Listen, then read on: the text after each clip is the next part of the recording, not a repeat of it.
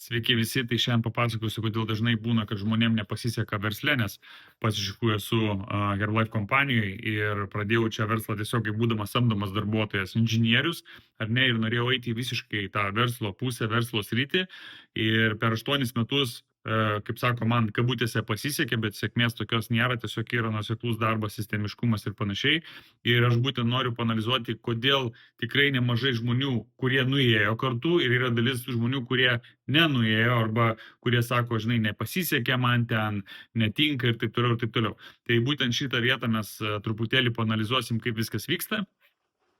Tai įsivaizduokit, kad čia yra, esate jūs arba žmogus, kuris nori užsimti verslu, ar ne, tai dažniausiai būna, kad mes ateinam iš aplinkos tokios paprastos darbinės, tai, žinot, dirbi samdomą darbą, eini į mokyklos, universitetas gal kažkam, tai gali būti ir ne, tiesiog eini, dirbi, atsikeli, eini į darbą, grįžti namo, 3-4 valandos gyvenimo, vėl atsikeli, eini į darbą, lauki savaitgalį ten, bet ir toksai pradeda suktis, prabėga metai, 2-3 ir pradedi galvoti, kad nieks daugiau gyvenime ir nepasikeičia.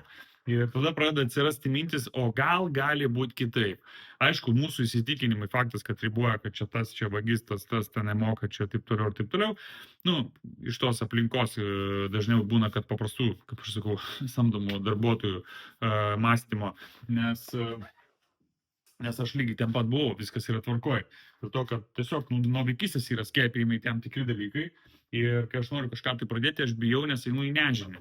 Nes mano aplinka, tai pirmas dalykas, aišku, yra šeima, ar ne, tada yra draugai, tada bendradarbiai, tada yra kažkoks tai socialiniai, ten tie visokie medija. Ir mums visą laiką pušina, kad čia viskas taip ir turi būti, ar ne, tu darbė, atrodo, visi daro tą patį, pasižiūri draugai, daro tą patį, pasižiūri šeima, visi kaip ir viskas kaip yra gerai, bet viduje kažkas tau neleidžia, o kodėl kiti gali nesikelti darbą, įneiti, arba kuris ten gali kontroliuoti savo, ką jisai daro kitaip, ar ne, ir tada mūsų žvilgsnis yra į kitą pusę. Kitoj pusėje yra visai kiti dalykai, vėlgi lygiai tokie patys kaip ir čia, ar ne, tai yra kažkokia tai šeima, ar kažkokie tai draugai, nesvarbu, kas tai bebūtų, kažkokia tai bendruomenė, kažkokios tai žinios ir panašiai, nes čia mums mintis, aišku, tai socialiniai visokie, arba kas eina iš televizoriaus, ar iš interneto, ar iš tiesiog tinklų, tai mums tos mintis ar nediktuoja, nes vėlgi, pažiūrėkit, čia nais bus kas, ten socialiniai tinklai, televizija, filmai ir taip toliau, ar čia bus ten knygos, kažkokios mokymai ir panašiai, visiškai skirtingi, kartais sako, net neįdomu. Bet dėja, tenais yra toj pusėje visai kitaip. Ir vėlgi, aš turiu rinktis, kur aš noriu būti. Tada yra kažkokie tai draugai, kurie tikriausiai irgi daro tą patį, ar ne? Verslas. Tada šeima, gal kažkoks tai mentorius, ar ne? Kolegos kažkokie tai.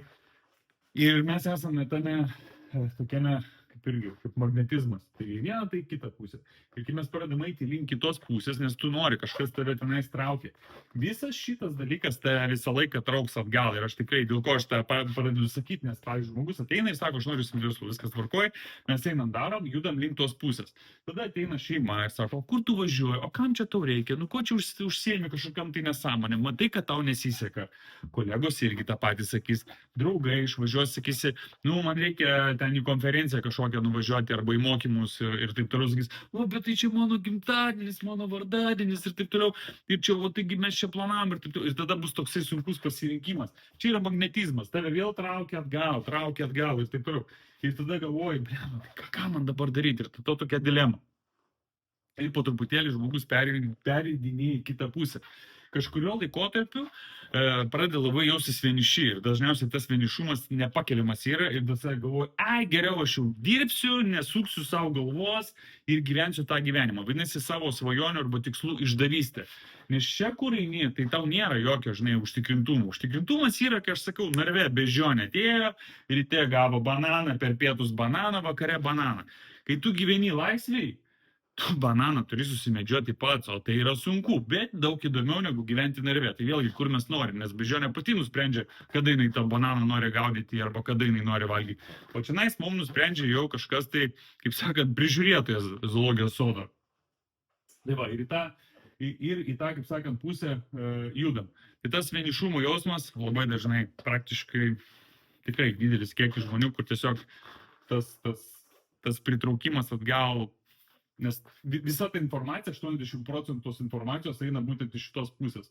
Iš šitoj pusėje labai mažas kiekis būna žmonių. Tai galbūt jūsų, pavyzdžiui, ten mentorius, ar ne? Pavyzdžiui, aš turiu irgi. Pas mane šitoj pusėje daugiau negu anoj pusėje. Tai draugai, aplinka, mentorius, ar ne, kolegus. Vėlgi, man jau truputėlį lengviau, čia yra sunkiau įsitraukti. Bet pradžiai, kai tu pradedi, tai labai didelis spaudimas yra ir dažnai žmonės to tiesiog neatlaiko. Ten tėvai visi sakys, tu čia durnas, ką tu čia darai, nesąmonė, tu pažiūrėk čia ateities, ten gal skolos kažkokios užgrauž dar kažkas. Nu, bus visko, tikrai yra visko. O tavo dydis, sakiau, taip, nusako problemos dydis, kuris tave užmuša. Tai reiškia, jeigu tu ateina kažkokia tai problema, tu jas neišsprendi, tave užmušė, šutinė atgal ir darai, kaip sakant, nuleidęs galvą tą, ką turi daryti. Arba tu jas sprendi tol, kol išsprendi. Vienaip neišėjo, kitaip neišėjo, bet tu turi tam palaikymą, ar ne? Tai kažkokį tai mentorių ar kažkokius draugus, kurie galbūt jau tą problemą išsprendė ir tu klausi tų žmonių, kaip jie tą išsprendė. Bet dažniausiai būna, kad mes klausim savo draugų, pažįstamų, galbūt kolegų, kaip išspręsti tą problemą ir jie tiesiog pasako savo nuomonę. Nes jie tos problemos net neturėjo, jie neįsivaizduoja, apie ką tu kalbi. Tu paklausi žmogus kažką tai atsako. Kaip sako, tu kažko paklausi, jisai kažką atsako, bet jisai net nesuvokia, ką atsako.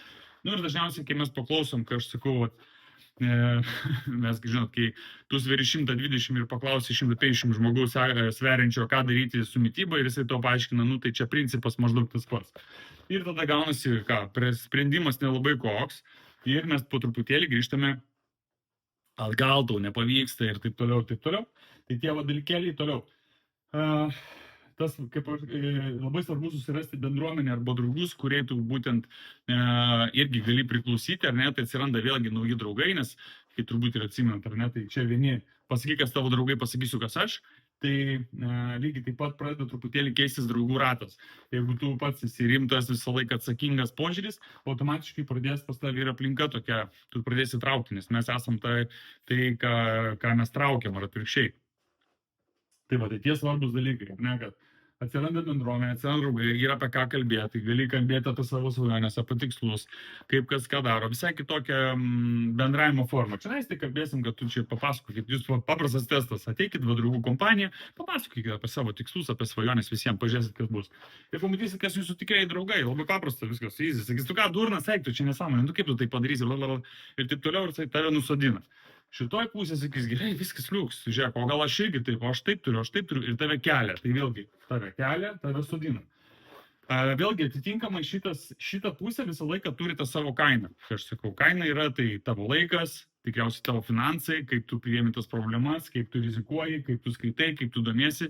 Tai reikia vėlgi, kažkiek tai investuoti. Jeigu neturi finansų, daugiau investuoji laiko. Turi daugiau finansų investuoji. Vėlgi kažką tai turi judėti, kažką tai investuoti iš vienos ar iš kitos pusės, nes jeigu taip už dyką arba ten taip paprastai pasižiūri žmogus investuoja laiko arba nieko, tai tiesiog nerimtas žmogus ir nieks turbūt nenori užsiimti tiesiog su to žmogum, ar ne, tai jeigu tu pasakai sutiksi, tu neteini, kitas žmogus, tas, kuris vertina savo laiką, sakys, tai viso gero, aš daugiau su taip nenoriu nei ten turėti reikalų, nei ką. Ar ne, o čia nais tai susitinkam, nesutinkam, žinai, koks nesskirtumas, ten, žinai, ne aš ten atvažiavau, nei tu atvažiavai, visiems gerai. Bet čia nais jau visą laiką truputėlį ta atsakomybė kitokia, žinai, pasakiau, padariau. Tai tada klausimas, jeigu nepadariau, galvoju, ką sakau, ar ne, tai tokie svarbus dalykai. Čia nais tu gali aiškinti, girti ten, pasakoti, visi nieks nekreipia dėmesio, viskas yra fainai. Tai vėlgi, ta magnetizmas, mes jau priklauso, kur mes norime. Ir kaip ir minėjau, dažniausiai būna tavo aplinka, kuri labai greitai susiurbė visas tavo svajonės, visus tavo norus, visus, nesvarbu, kas tai bebūtum, ir atsiduria ten, kur yra, nuleidžia galvą, jeigu sudaužytas į šipulius ir viskas. Ir tada ieško galbūt kažkur kitur, galvoja, kad kitur bus kitaip. Čia kaip svorio mažinimą visi ieško to, kad man tiesiog nieko nereikia daryti, aš toliau geriau baliavoju, valgau, guliu ant sofos, geriu alų, valgau čipsus ir esu kūdas, visą laiką visi ieško to, bet vis tiek reikės įdėti savo to darbą. Tai lygiai taip pat ir čia to lengvo būdo, iš tikrųjų labai paprasta, dabar ypatingai siaučia tie žmonės, kurie sako, žiūrėk, tu paimsi, padarysi, ten praktiškai net nieko nereiks daryti ir uždirbsi tūkstančius ir žmonės bam, investuoja tos pinigus. Tada kas būna? Tu nieko nepadarai, nes too good to be true, aš vis laik sakau, too good to be true. Ta prasme, per gerai, kad būtų tiesa. Ar ne, tai ar kažkokį daiktą nusiperka, kuris yra ženkliai brangesnis už labai labai mažą kainą, tai arba jie apgauna, arba dar kažkas, tikrai tokiu atveju yra va. Ir tada klausimas, tu nesakysi, kad tu durnelis ir apgavo tave, tu tiesiog patylėsi. Ir tu patylėdamas, ar ne, tai tu, viskas tvarkoji, tai galbūt tavo draugelis kažkoks, gal dar kažkas irgi įsivels į tą, kaip aš sakant, reikalą. Ir šitoj pusėje vėlgi kartais ir mane sako, gal čia būsiu apgavikas ir taip toliau, viskas yra tvarkoji. Viskas yra parodyta, žiūrėk, jeigu tu darai tam tikrus veiksmus, tu gauni rezultatus. Dažnai būna, kad tų veiksmų tiesiog nėra. Nes tai tas, tai draugo gimtadienis, tai vardadienis. Viskas atgal ir dėl to man nepavyko, dėl to kaltas ir Herbalife, gal Andrius, gal dar kažkas, tai tik ne aš. Atsakomybės nuo savęs nusimetimas, neprisimti atsakomybę už save, už savo gyvenimą ir apkaltinti kažką kitą dėl to, kad tave įtraukė, nes tau reikėjo ten būti, pasirinkimai, tokie sprendimai ir taip toliau.